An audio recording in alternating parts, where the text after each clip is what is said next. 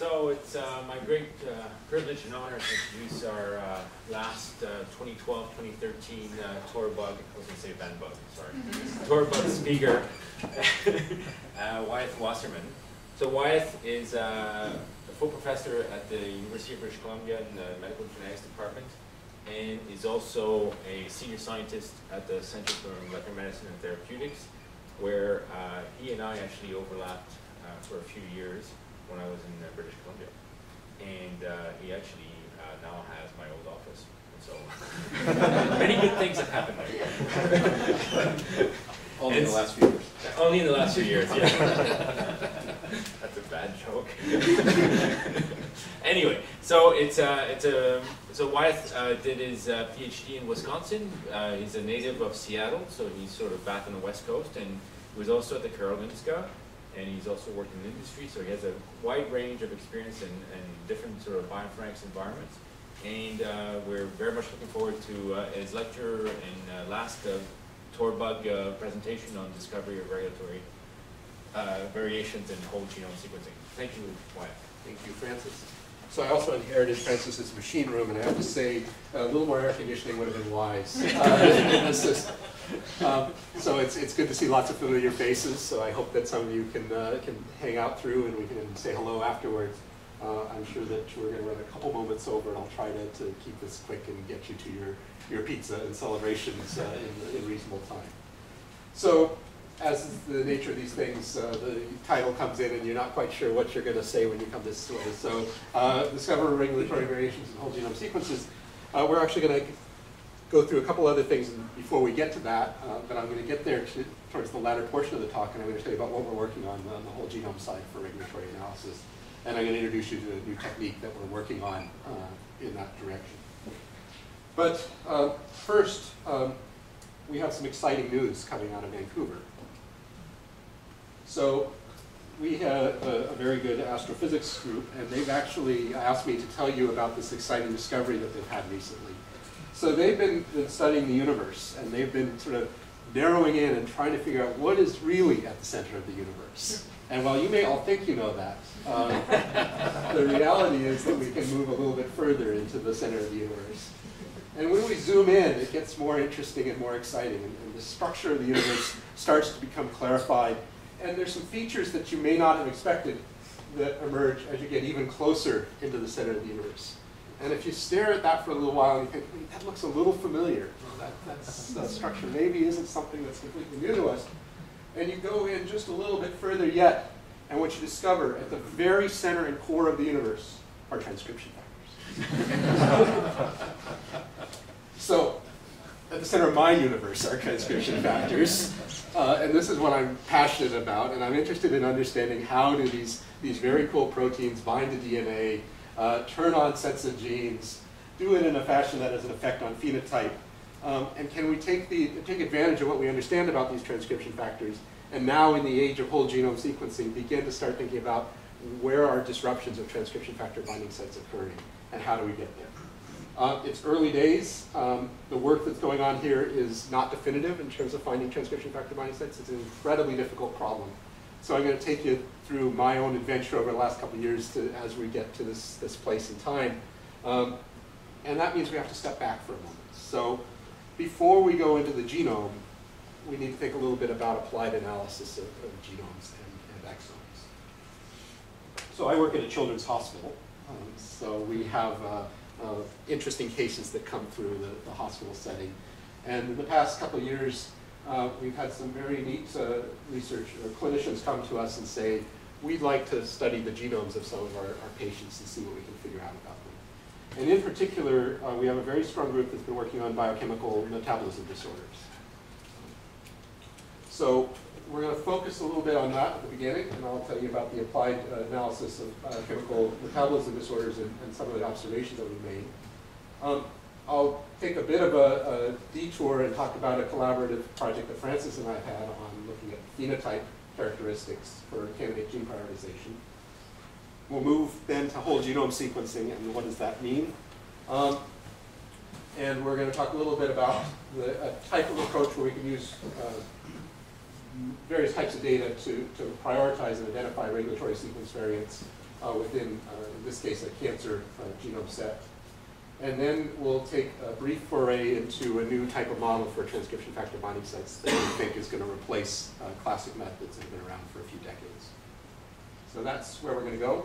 So we're going to start on this treatable intellectual disability endeavor, which is a fancy name for saying metabolism defects. So we're looking at things that are going to disrupt biochemical metabolisms in human patients. And I'm going to tell you about one case out of the project we've been working on. We now have about 20 cases that we've worked up with exome sequencing on these cases. And so far, we're finding that we're successful in about 2/3 of the cases of coming up with a candidate mutation that's likely responsible for the phenotype. And that's sort of giving you a bottom line at the beginning. But these are sort of very attractive because they're almost always recessive disorders. And so we have a much cleaner problem of going through and looking for multiple hits in these samples, and we're almost always sequencing trios or more to get there. So one of the first cases that we had success with involved a pair of siblings, a sister and a brother, who had very similar phenotypes. So at the beginning of life, just after birth, and then in a couple of events downstream, there was a phenotype where there was feeding and breathing difficulties, vomiting. They became comatose in the hospital. There was hyperammonia levels observed in the patients, hypoglycemia, and these characteristics, when you talk to the clinicians, say offer a potential therapeutic path, and they were given carglumic acid, and they responded well. And so under the therapy, they've done pretty well. They recover. When they took them off the therapy, there would be occasional relapse characteristics, and every time this happened, there was quite a delay in terms of their own development from a fairly severe clinical event. When we started this project, the mother was pregnant with a third, and so we were interested to see if we could find a causal mutation and inform the situation so we have a better sense of what we're facing in the clinical side.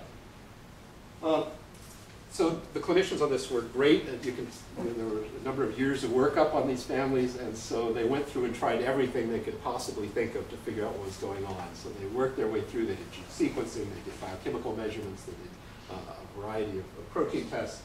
All told, there was probably $100,000 spent on working up samples from this family, trying to figure out what was going on. And none of them were revealing in terms of the specific mutation. So I think we all are pretty familiar with exomes and genome sequencing. So we took the DNA samples from the parents and the children. We performed exome sequencing on it. It's not particularly deep or super exome sequencing, but it was good enough. We identified 7 candidate genes with potential matches to the phenotype in some loose way, but only one of these variants was predicted to be disruptive to the protein characteristics. And when we went through and we looked at the gene, it really made a lot of sense in terms of what we were seeing in the clinic. So this is a carbonic anhydrase gene, CA5A. The mutation disrupted an evolutionary conserved amino acid, replacing it with a proline, which was expected to be disruptive to the protein structure. And when we sequenced through, confirmed it by Sanger sequencing, and then went and looked at the newborn child, we were able to confirm that both parents and the child were hets for this mutation, and the 2 affecteds were homozygous for the genes. So, as is apt to be the case when you get in and really get into the details, CA5A had actually been postulated in the 1990s by William Sly as having a potential phenotype impact, which would very much have matched what we saw. So retrospectively, you can find a scratch in the review article in 1993 where he postulated. So CA5A is down here. It's basically producing bicarbonate, which is then feeding into essentially every system around. And so it made sense that if you had disruptions of bicarbonate production, that you could have quite severe consequences consistent with what was observed in these cases. Now for time, I'm going to cut through a lot of things to say, why was it a relatively mild phenotype in the sense that carglumic acid could bring them back and that they could come off of it for periods of time and not have problems? Well, a couple things. One, there's CA5B, which seems to be, as you get older, takes over a lot of the production responsibilities for this enzyme. And two is that this is actually a temperature-sensitive change on the function of the enzyme. So what we were really seeing is that when these kids developed a fever, they were having disrupted activity of their CA5A protein, which appears to be reducing the efficiency of bicarbonate production right at a time when they probably needed more. So it's a nice story. It shows that you can, for a relatively low cost, go through and use this. And one of the challenges that we're trying to work through in DC is making this sort of regular part of care within our health system. And so we've been working to sort of break down the costs associated with doing these types of targeted analyses versus the clinical costs of working up these cases over an extended period of time. And so just to give you a sense of where this falls, this is when we had 7 families completed, 5 of which we think we had the likely causal mutation. The average cost for us in these cases was about $12,000 to work them up. So that's a sequencing cost for a trio, general informatics cost for working through this case, and then some money spent on the validation side that was pursued in those cases. So we're now have had a couple of instances where we've been able to get our health authorities to actually pay for exome-based analyses of clinical genetics cases that we have working up, which is a big deal for our side, but we're not yet to a streamlined, efficient way to do that. But we can see now that the day is coming very shortly where we're going to be able to do this on a much more regular basis. Okay, we're continuing to move on. We have some work on metabolomics that are coming into the project, and we're striving to see the changes. Okay, and so that was involving a pretty big team. So one of the challenges that we have, and I know we all have, is that when we look at these types of data sets, CA5A sort of jumped out at us as a clean story, but more often than not, it's not a clean story. So you have a bunch of genes that emerge which you don't necessarily know which ones are going to be contributing, and so you have a candidate gene prioritization problem to pursue. And so there's lots of ways of doing this. I'm going to tell you about one particular tool that Francis and I have been working on to help get in this direction, which I hope more people will latch onto and try out over time. And we use a lot of tools in our process, so it's not just this one in our flow. So I'm going to take you back for a moment and talk briefly about ontologies, which I know Leon is passionate about in the room. So as a community, we know that we've got these sort of core community resources where people have developed structured vocabularies that we can use to define features and characteristics. But if you are an old-timer, like Francis, if you're an old-timer, you'll just know that sort of the ultimate and earliest structured annotation tool that's been widely used in our community. It's not Go. See, I've got not a slide now. So it's not Go. Go is the one that we would think of very quickly. But what's the most advanced and most feature-rich and most developed annotation system out there is mesh terms. So medical subject headings, which have been used for 50 years now at the National Library of Medicine in the States. Yes. 50 years, 60, 55. Yeah. So it's a very well-developed, rich system. And every article that we write, as we probably are aware, gets annotated with these feature terms that describe the content of those articles. So if we can use that deep level of annotation to sort of affect and prioritize and annotate our tools, we're going to be better off because we don't have to convince a bunch of people to curate it. We can take things that have already been done for us in the literature. So what I'm going to talk to you about are mesh overrepresentation profiles. We call them mesh-ups. And what they are going to be, what I'm going to describe is a way to create a quantitative vector of annotation for any entity that can be represented as a set of papers. And this is all published, so you can access it and read about it if you want to go back and do this. So here's PubMed's entry. It's got a nice abstract to it, but when you go and you look at the mesh terms that attach to it, you can see that it gets fairly specific in terms of the types of features that are The mesh structure is similar to Go in the sense it's an acyclic process where you have terms that show up in multiple places. They connect up to a more general term. So you can, depending on your term that you're using, like Alzheimer's disease, it's connected to a variety of subdomains within the system. And basically the annotators attempt to choose the most specific annotation they can for the article. And then based on that annotation, you would also infer the annotation with all the terms above it in the tree. So what we do is we go back and look at the mesh terms that are attached to the article. So this is just showing us that the mesh terms, losing a resolution here. What this is showing us is that the use of these mesh terms follows a fairly normal distribution. So some of the terms are used a lot. Some of the terms are used infrequently. But it's a fairly deep level of annotation in terms of the number of times, the number of articles that are published. Now, we can use these methods to apply, like I said, to any entity that can be represented by a set of papers. And so you can have a mesh up there that describes a gene by saying, give me all the papers about that gene, and we'll work from that. But in theory, you can do about anything else that you can have a set of papers for. So you can have it about a drug. You can have it about a disease. You can have it about an author, if you want to take a profile for a given set of people. So how does this work? How do we create these? Essentially what we do is we take some list of papers about an entity. We count how many times each of the mesh terms shows up in the annotations of those articles, including the inference of the more general terms above. We then take that count, compare it to our background expectation, and I'll come back to this issue of background expectation in a moment, and determine the statistical significance of the number that we observe. And then our mesh up is simply a vector of these. That's a reason. The switch will still work. Okay. So the vector essentially is the log of the p-values that are conferred there. So you have a set of terms that are attached to the entity.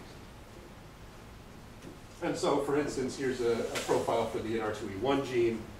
When you look at the annotations in the literature that comes out, the things that popped out in the literature analysis were that there's agonistic behavior and territoriality. And for the NR2E1 gene, this is a gene that, when mutated in mice, they'll kill any other mouse put into the cage with them. So it's a reasonable reflection on the properties. This is just showing you how frequently some of these terms are used, or how many terms show up in the vectors. So based on the number of articles that you have available for an entity, you're going to get an increasing number of terms that are attached to the vector. So that has some issues about how you compare and contrast vectors, because you're going to have different vector sizes as you go along. So here's some other genes that you can represent, so STAT1, HIF, NFE2L2, and you can use the system and go and look at your favorite gene and see what its profile looks like. And this is just showing you that we can do the same thing for diseases, for drugs, and for authors in the process. And so for us, it's a low-cost system. It doesn't cost any annotation efforts. You just grab the data off of the PubMed, and you can have a quantitative representation. But the background matters. So I mentioned that you're going to say, okay, the p-value is reflecting how surprised you are at seeing that term showing up on this set of articles. But PubMed is a fairly diffuse database, and there's everything in there from some physics articles to some clinical articles to some gene-oriented articles. And so if you take the entirety of the database as your background, which is shown here for PAC6, or you take just the articles that deal with genes as your background, you're going to get quite a different vector of information. So if you don't narrow your background down, what you'll end up with, for instance, is terms that just refer to genes in general and don't refer to the specific gene that you're interested in. So you have to do some work to clean up the background data. You can go online and try it out. You can plug in your own list of articles, or go and look at your favorite gene or disease through the online system and see how it looks. Now, what's really useful for us is from a phenotype-based approach is being able to compare these vectors of information to one another. So you'd like to say, if two items have some relationship to each other, you'd expect their vectors to have similarity. And so, for instance, PAC6 is the gene that causes aniridia, so when mutated it causes aniridia, and what you'd expect to see is some terms within the profiles will be similar in the body literature. So what we did was we set up to score the similarity of gene profiles to the known diseases caused by mutations in these genes. We restricted this to papers appearing before, at this point, 2007, and then used newly arising disease genes from the period of 2008 to 2010 to score how well we performed, so that we'd see what emerged. There's a small set of truly bona fide disease gene relationships which was used in the process. But we also looked at for co-occurrence, so genes and diseases that co-occur in the same paper but had never previously appeared in the same paper were used as a secondary set for a larger number. And then we use an area under the curve measure to do it. We looked at 16 different measures of similarity and ultimately emerged with Euclidean distance of the negative log of the p-values as being the simplest and best performing of the measures. And then what you can see here is just an area under the curve graph showing that we perform well in these measurement comparisons.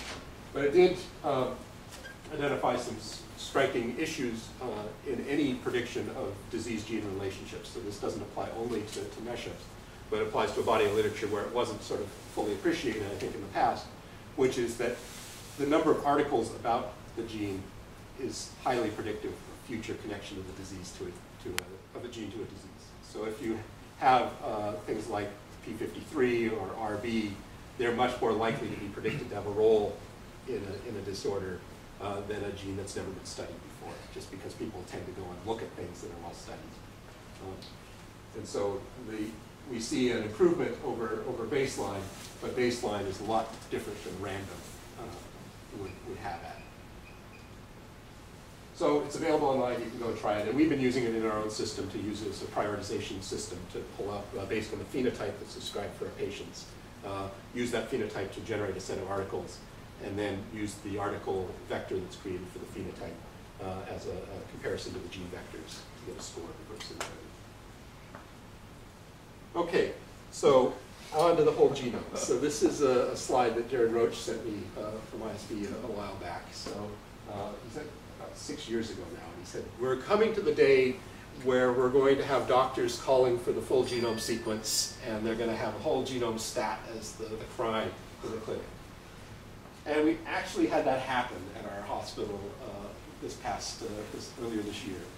So we had a case of an individual who looked like they had I won't get into too many specifics here, but looked like they had a known genetic disorder. It is a recessive disorder. There's actually a treatment for the disorder. Costs about $250,000 a year for the therapy. And the practice in British Columbia was that in order to qualify for a treatment with this $250,000 thing, you had to have mutations in both alleles of the gene. They sequenced it, and they found mutations in one of the two alleles. And so they said, okay, it's got to be something outside of the coding exons. Let's go sequence the whole genome and see what we can find. So it's the first time I've had the clinicians come to me and say, okay, we need your analysis stats, which is quite an experience. I'm not going to talk to you about that particular analysis beyond to say, it turns out that it wasn't another mutation in that gene. There was actually a different gene which was hit in that individual. The bad news is it meant that they weren't going to get therapeutic benefit, but it also meant that the province didn't spend $250,000 to subject this individual to a therapy that wasn't going to be beneficial to them. Okay, so let's talk about transcriptional regulation for a moment. And again, the resolution's a little off, so I apologize. So this is to remind me to tell you that transcriptional regulation is occurring in a complex manner, and that there's a variety of things that are happening in the play. And so this one's just, if this was showing, it would show you that there's a single protein stuck to DNA, and it would say that's the simplest case, one protein stuck to one piece of DNA. This one's to say that there's multiple proteins sticking to the DNA. Doesn't quite reflect what we're seeing now in the literature around regulation, which is probably multiple proteins hitting the same piece of DNA, but maybe not at the same This one's saying that there's structure in the DNA, so the looping and the rate effect of different pieces of DNA coming together. This one's to say that there's temporal effects, so that regulation is not sort of a static event, but that you have to think about it in terms of a process. And this is to say that there's developmental issues, so different cell types that are going to have different characteristics. So there's many layers of the world of transcription, but we're going to focus today just on that sort of simple left-hand side. But don't assume that we're completely naive to the fact that there's many layers to this process. And don't assume that we're completely naive that there are actually other mechanisms of gene regulation. I just told you that the center of my universe is transcription factors. The center of your universe may be something else. Okay. Some people are interested in that, I think. Yeah. So there's all sorts of good potential opportunities here.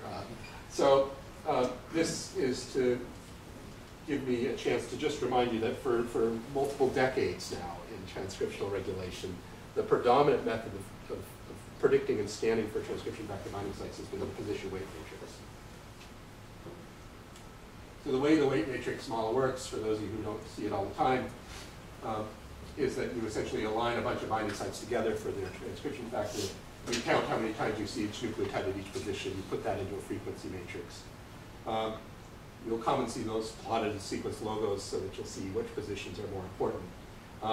And then what you commonly do is convert it to some sort of log scale using some variable equation that different people use in different ways to come up with a position-specific scoring matrix or a position weight matrix. And then when you have a piece of DNA that you think might be suitable for a binding site, you can obtain a score for it by pulling out the values from the matrix. These things are flawed. They make far too many predictions to be particularly useful. They are good at predicting, sort of giving you an assessment of a pseudo-energy interaction between the protein and the DNA. But they're not very good at pulling out from a whole genome those places that are going to be functionally bound by that transcription factor. In fact, almost every prediction with one of these is going to be wrong in terms of these types of things. So you almost always want to supplement it with additional data. This just says there's databases that you can access with lots of those. So you really want to have data, lab data, to combine with these types of tools to focus your attention. So this is an example of ChIP-seq data for a particular transcription factor, in this case OCT4. And what you're seeing on these plots is, so when you do ChIP-seq data, you map your reads and you determine where there's an abundance of reads in the genome, compare that to some background, and you say where there's a peak of abundance, we call that a bound region. So what we've done here is we've taken an OCT4 ChIP-seq set. We're looking at the distance from the peak max position on the data set. And what we've plotted here is the motif score assigned by the position weight matrix. And this is, the control here is a ChIP-seq set of peaks for a different transcription factor. So you're using something that's targeting a different protein. So what you'll frequently see in these types of data is you'll see a central enrichment of the motifs for the ChIP transcription factor on the peak max position. And so that's led us, and what I'll use from here on out, is we focus on those motifs that fall within a ChIP-seq supported peak max vicinity, where we cut off on the outside edge where the enrichment ends for the sequences of the motif sequences. So we're highly dependent on that. We are going to take any ChIP-seq data set that we can get from human for our analysis, even if it's from a cell type that may not be relevant to our particular case that we're working on the cancer side that I'm going to show you later. Okay, so what we then do is we take the weight matrix for the transcription factor that we're interested in, and we assign a score to the reference sequence that we're looking at. And what we're going to look at is cases where we have cancer samples. So we're going to have, in this context, this particular problem, we're going to have a few things. We're going to have a normal genome from this patient. We're going to have a single cancer genome sample. So we're going to have a matched somatic cancer and normal. And we're going to have RNA-seq data on the cancer sample. The set I'm going to talk about today is related to a breast cancer study, but I'm not going to give you the specifics to really matter on that particular aspect.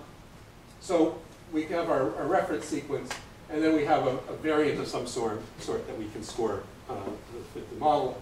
And what you see plotted over here is a distribution of the relative score of the alternative to the reference. And so we're looking for cases where and we have a minimum threshold, so there has to be a qualifying candidate site to begin with. And what we're seeing here is that most alterations have little effect on the overall score of the binding site. But a small number or a number of mutations are highly disruptive. And so we're going to choose to, this early stage, we're going to focus on those ones that are most highly disruptive of the motif for moving forward. Okay, so what are we going to do here?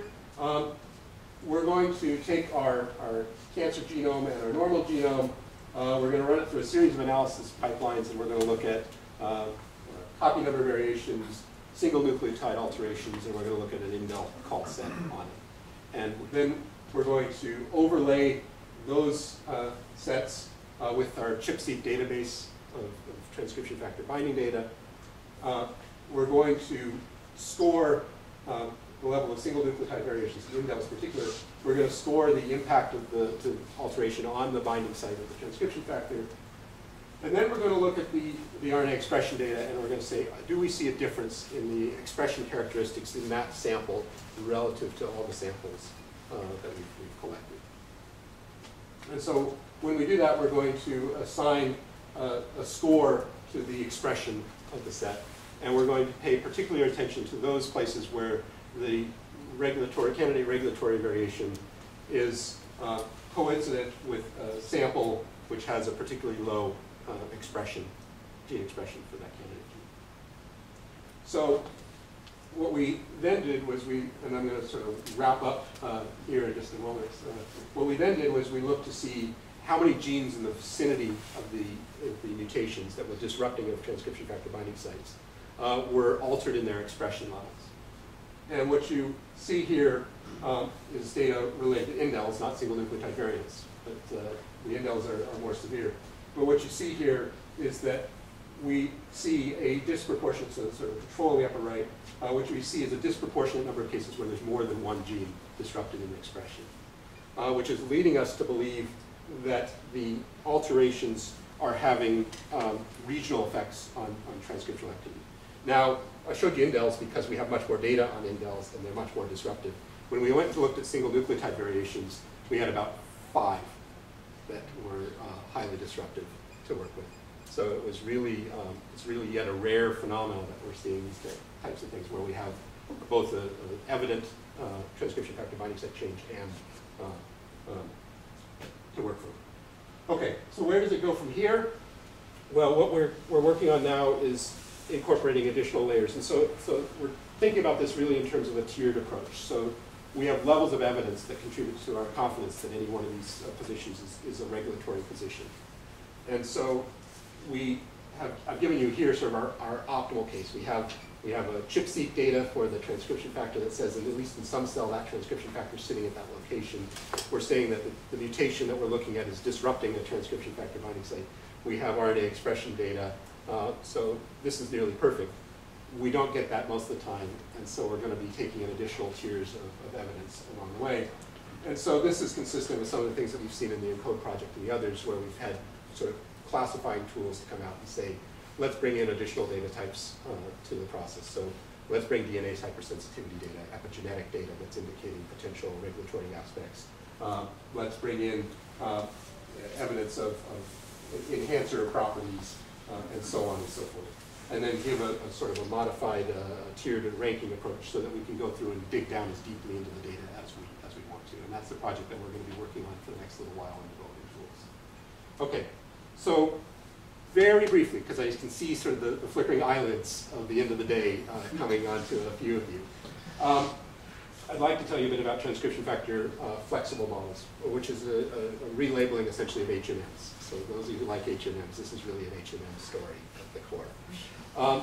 So I mentioned to you that the PWMs have been around for 25 years, and that they were fine at the time. But now it's widely recognized that with the prevalence of ChIP-seq and large-scale data, we can do much better. Well, not much better. We can do better than those types of models. And so what we've been working on is an HMM-based approach, which others have done in the past, but we have a few spins on it in our particular implementation that takes into account nearest neighbor dependencies in the binding sites to try to improve the scoring of the protein-DNA interactions. And it recapitulates a lot of the characteristics that we saw with PWMs, but now brings in this additional layer of information of adjacent positions. So you've seen sequence logos for the old ones.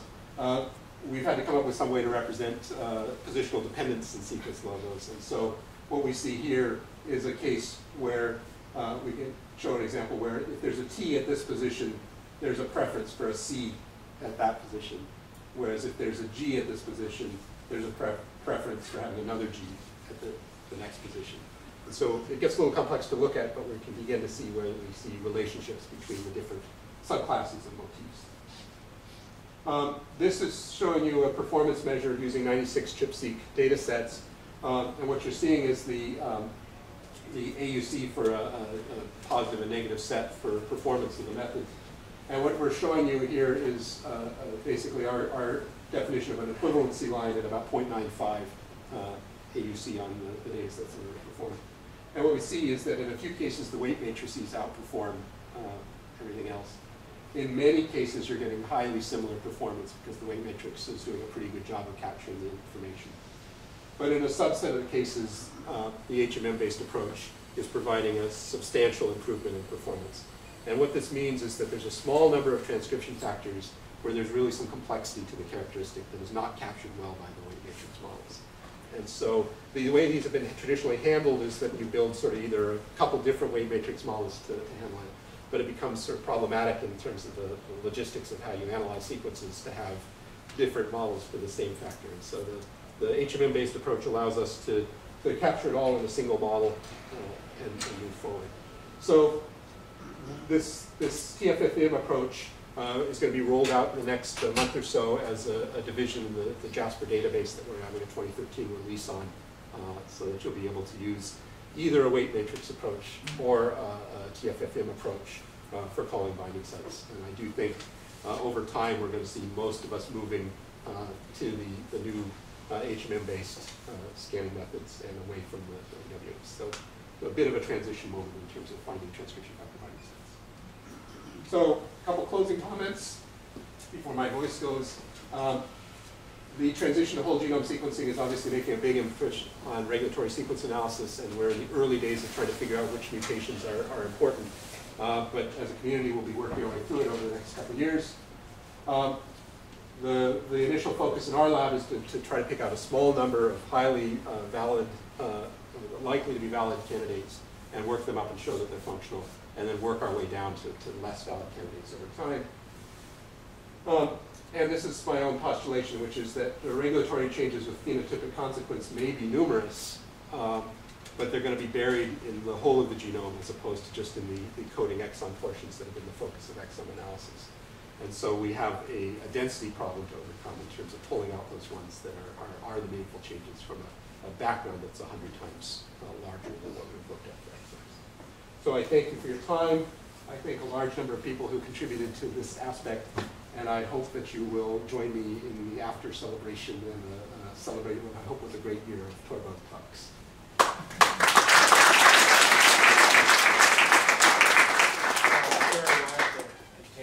Yes. I'm just wondering if you apply your HMM-based motif caller in your sample whole genome sequencing for your breast cancer patient, can you more efficiently call single nucleotide changes that will indeed disrupt or alter transcription factor binding? Because I don't know, like from what I understood from your talk, you used the PWM score in that situation. Yeah, so actually what you're going to get is hopefully a little less calls because you're going to be improving the quality of the calls that you're making. Right, but you're more sensitive in calling changes in differential binding. I mean, we had a similar story based on breast cancer genetic predispositions, and we also had to develop our own alternative to the position-weighted matrix, which we call intragenomic replicates. And there we could have a much wider range of prediction and alteration and transcription factor binding, and therefore call more SNPs that were indeed changing. Yeah, so we haven't taken the whole set and done it. So one of the differences is that the weight matrix database is still about twice as large as the TFFM database. Sure. Because they are dependent on large-scale data sets being available. But my guess is that when we look at the ultimate result, is we're not going to get a lot more calls of these types of changes. But the calls that we do make will be of slightly higher quality. I don't know which breast cancer subtype you're working on, but you can actually at least prioritize some motifs over others if you're dealing with an ER-positive subtype. So these are triple negatives. Triple negative, yeah. Okay. I was just wondering, in your cancer example, did you consider like cofactors? So that like if you see a disruption in one site in the PWM, do you see a disruption in another TF's PWM? So these are still relatively rare across the genome, and so we're not hitting multiples in the same vicinity. Because I was thinking that would explain kind of why your disruption could affect many genes, because that region could be like a regulatory element containing multiple. Yeah, so the field of sort of looking at enhancer sequences is moving pretty quickly of late in terms of thinking about the characteristics, and many of these enhancers are probably better thought of as regional effectors of chromatin structure, and there is sort of growing evidence that these things are acting on multiple genes in the vicinity. So I'm not totally shocked by that characteristic. I don't think there's a one-to-one relationship for some of these enhancers, like we used to suppose. Is conservation a good heuristic to pinpoint to the right residues? And I'm thinking specifically at indexes like phyloP and FAS1, so residue level and regional level. So you're talking to somebody who has a long history in conservation of transcription factor binding sites and a deep affection for what you can do with conservation in this type of domain. And where there's a conserved binding site, looking at the conserved positions can be quite telling in terms of the functional importance. The problem comes from, as we've gone through the chip data set, chip era, what we're seeing is half of the binding sites in the sample are not conserved at revolution. So where you have conservation signatures, it can be useful, but it doesn't apply to the university set. I was a little surprised in your last part of your talk that you seem to be, the data seem to be showing that most transcription factors actually have a binding mode where they do capture most of it, 90% or something of it, or something like that. So, did you find that these transcription factors where TFMs do much better, that they belong to a particular class or a particular family or something? No, they are dispersed a little bit. There are, I'll give you a couple of cases where it's worked much better. So in the June family of transcription factors, C June, it seems the PWM seem to work fine, but we see in a June D set that going to the more complex model seems to capture basically a flexible one base pair insertion, so that it's tolerant of either a 7 or an 8 base pair Y characteristic, which isn't completely shocking in that family of transcription factors, but it is sort of one within a set that jumps out in this class. Another one where we see advantages in P53. So P53 has kind of a funky binding site with sort of multiple occurrences, a quaternary structure of the path sites, and that one's factor seems to jump out as being a little different. So I don't have a bunch of rules about which ones are going to show this type of difference. My guess is it has different code factors coming, different partners coming together. Depending on the partnership, should we see different characteristics. So the mesh hops. So meshes in general are very unstructured. They're more sort of controlled vocabulary rather than really a mythology. Have you thought of incorporating more structured mythologies, like some of the model organism mythology work that's been happening instead? Yeah, so I haven't thought much about it. So I'll preface this by saying, because I wanted things that could be sort of universal and could be easily applied. I don't see any reason that you couldn't take the same characteristics, so long as you can find some way to weight the annotations in terms of their relative importance in the entity. So you need some way to say, this, the advantage of the mesh-up is basically says, a large number of papers brought up this aspect of the characteristic, and so you get sort of this sort of strength of the characteristic to the entity. Whereas it's harder to figure out how you do that in some of the other systems. Yeah. Last question about the mesh tops. When you try to predict gene disease associations, right? Have you compared that to like using Go terms, like looking at similarities between Go terms? Because there's a lot of algorithms to do like. Yeah, so we didn't find it was easy to grab some of the existing ones and do the same thing. So we didn't do a head-to-head comparison with some of the old algorithms. Maybe he was one of the reviewers. We did look at one particular tool that's not Go-based, which has got sort of a mesh-related one, which is called Genie. And Genie and Meshups both performed well. So there wasn't sort of a remarkable difference between them, but they are a very different structure and style in terms of how you use them and apply them. So they serve slightly different niches. I would not, in terms of looking at some of the other ones, I think you very much need to compare them to just literature background, because I think most of them have not taken that into consideration in evaluating how well they do. And so I wouldn't be shocked, and this isn't a statement about any individual one, I wouldn't be shocked if many of the published gene disease predictors are performing similarly well to just taking the number of papers about the genes and using that as your criteria. Okay, well, maybe join me in thanking Wyeth for a great lecture, and looking forward to discussing.